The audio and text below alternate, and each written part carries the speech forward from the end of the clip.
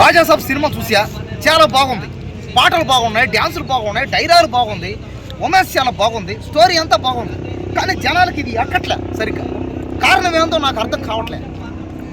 ఏంటి కారణం? ఎక్కడుంది కారణం? హిప్నటైజం దెయ్యాల సినిమా కదా, దెయ్యాల సినిమా. ఆ దెయ్యాలు చేయడం, మన మైండ్ని దెయ్యం వచ్చి ఎలా టార్గెట్ చేస్తుందో అదంతా దాంట్లో చూపిస్తున్నాడు. కాబట్టి సినిమా ఏంటంటే స్టడీ పర్సన్, ఎందుకన్నా కొంచెం బ్యాక్ వెళ్ళే, లేకపోతే ఎడ్యుకేటెడ్ పర్సన్స్కి ఇది అర్థమవుద్ది. బహుశా నాలాంటి పేదవాళ్ళకి, నాలాంటి చదువుకోలేని జ్ఞానవంతులు కాని వాళ్ళకి ఇది అర్థం కాదు. ఇది నాలాగా ఏలు ముద్రగాళ్ళకి ఈ సినిమా అర్థం కాదు. అంటే ఈ సినిమా మీద చాలా ఎక్స్పెక్టేషన్స్ పెట్టుకొని వెళ్ళారు కదా, నిరాశ చెందారు అందరూ. మరి మిగతా వచ్చే సినిమాల మీద అదే ఎక్స్పెక్టేషన్స్ పెట్టుకొని పోతే ఒకవేళ అది కూడా ఆడకపోతే మరి అది ఏంటంటే అదంతా కూడా ఆయా సినిమాల్ని బట్టే ఉంటుంది. ఆ సినిమా బాగుంటే ఆటోమేటిక్గా ఆ సినిమాని చూస్తారు. అంతేగాని ఆ సినిమాని ఎవడో వచ్చి చెప్తే, ఆ సినిమాని ఎక్కడెక్కడో పైరసీలు చేస్తే ఆ సినిమా ఆడకుండా పోదు. పైరసీ అనేది కామెడీ. అంతా పైరసీలు ఆ సినిమా చూస్తున్నారని ఆ సినిమా ఫ్లాప్ అవుతుంటే అదంతా కామెడీ ఆ మాట. అలాగే ఆ సినిమాకి ఓడి చెప్పడం వల్ల, ఫలాని ఓడి చెప్పడం వల్ల, ఆ మనిషి చెప్పడం వల్ల, ఆ మనిషి నోటి ద్వారా చెప్పడం వల్ల ఈ సినిమా ఫ్లాప్ అయింది అనుకుంటే కూడా ఏమన్నారంటే ప్రభాస్ వర్సెస్ చిరంజీవి అని అన్నారు. బట్ ప్రభాస్ గారు ఇందులో నుంచి తొలగిపోయిన తర్వాత మరి మనశంకర వరప్రసాద్ గారు సినిమాలో ఉంటారు కదా, సో వారికి ఏం చెప్పాలనుకుంటున్నారు?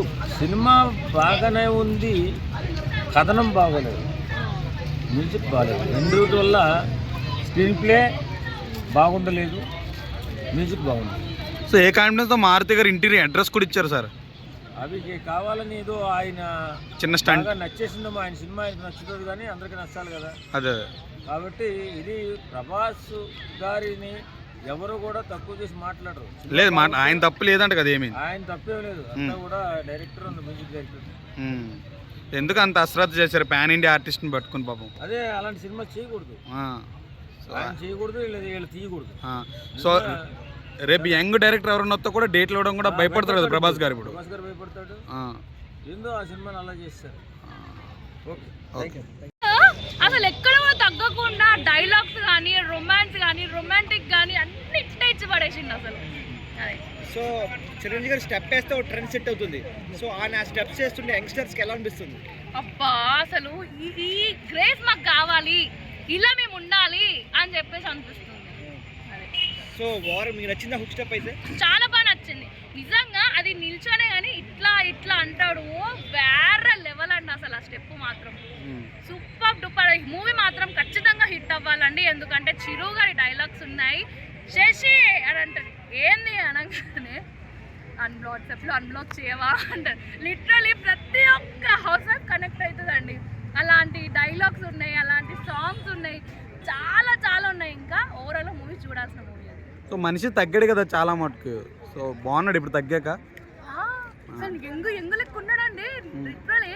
చిరు కానీ నేను లైవ్ లో చూసా ఈవెంట్ దగ్గర. అసలు ఆ లుక్స్ ఏంది, ఆ హైట్ ఏంది, అసలు పర్సనాలిటీ. అండ్ వెంకీ సార్ అసలు హాస్యం అండి. ఇట్లా అసలు ఏదో ఒక స్టెప్ వేసిండు అక్కడ, అదొకటి. అనిల్ రావుపూరి గారు మాత్రము బావల సైజ్ మీద సాంగ్ మీద వేసిండు కదా, అది మాత్రం వేరే లెవెల్ అండి అసలు. సో ఇప్పుడు ఈ సినిమా పోయింది కాబట్టి ఆ సినిమా బాగా ఆడుతుంటారా? రాజాసాబ్ తో మాత్రం కంపారిజన్ లేదు, కంపేర్ చేయాల్సిన అవసరం లేదు. రాజాసాబే, చిరు గారు. అనకనగా ఒక రాజు, అనకనగా ఒక రాజు. నవీన్ పోల్సేట్ వస్తుంది. చేయలేనండి అది. థ్యాంక్స్.